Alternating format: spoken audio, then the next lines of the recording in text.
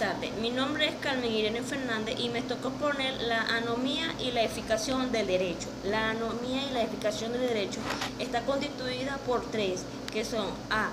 Cuando una persona vive en situaciones de transgresión de las normas demostradas por covinculadas de las reglas de una estructura a la cual pertenece. B. Cuando ocurre un conflicto de normas que acaban estableciendo exigencias contradictorias, tornando difícil la educación del comportamiento del individuo a las normas.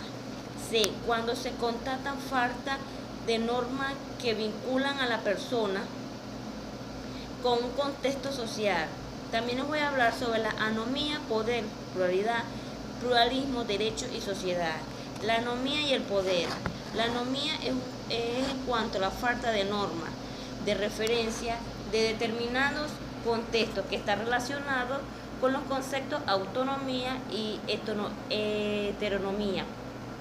El término autonomía está compuesto por las palabras griegas auto, que es igual, uno mismo, y mónomo es igual a ley, lo que significa que el individuo se rige por sus propias leyes.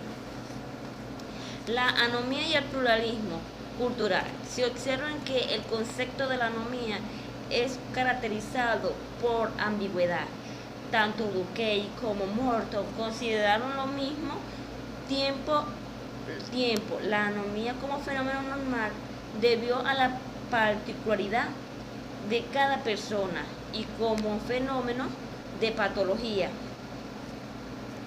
También les voy a hablar sobre las relaciones entre el derecho y la sociedad.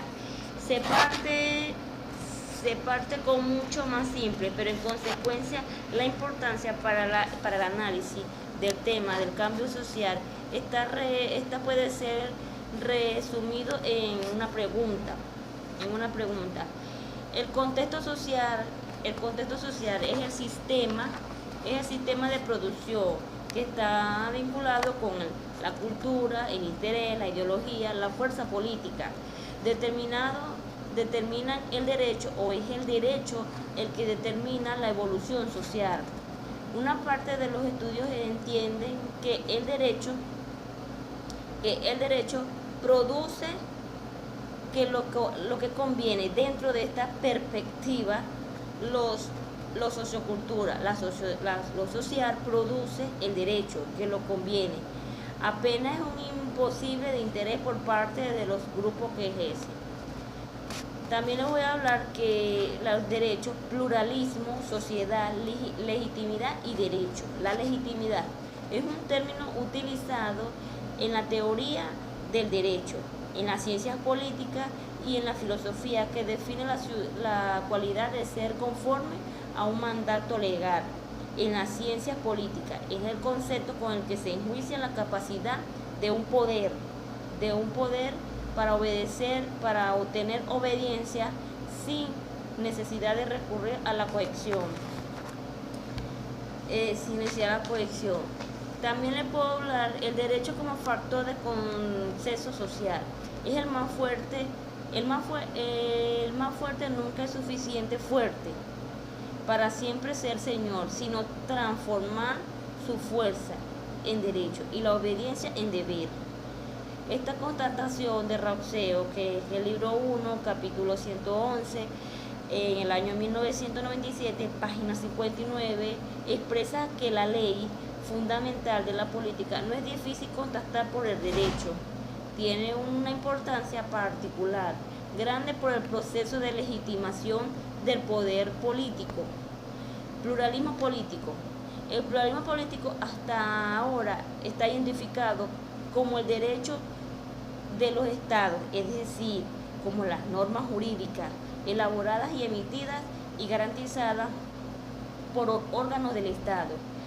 El cambio social es una alteración apreciable de las estructuras sociales, las cuales son consecuencias y manifestaciones de esas estructuras ligadas de las normas, los valores y a los productos de la misma. Estudió el cambio social, comprende la determinación de las causas o factores que producen el cambio social.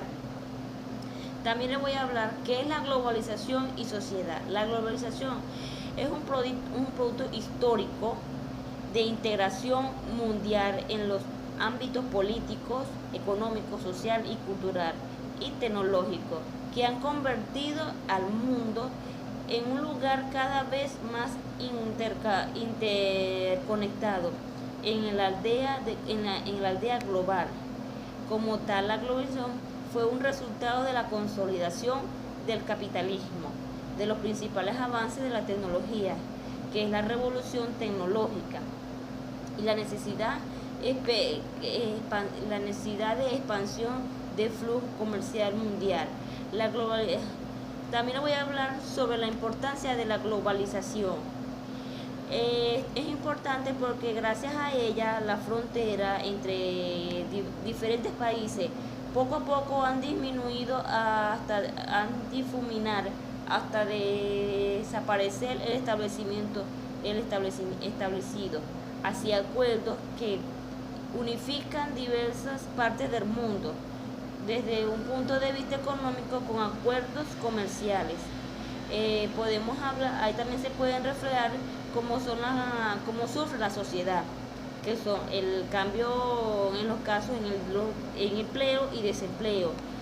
También puedo hablar que la adaptación de las normas de la globalización y conflictos sociales.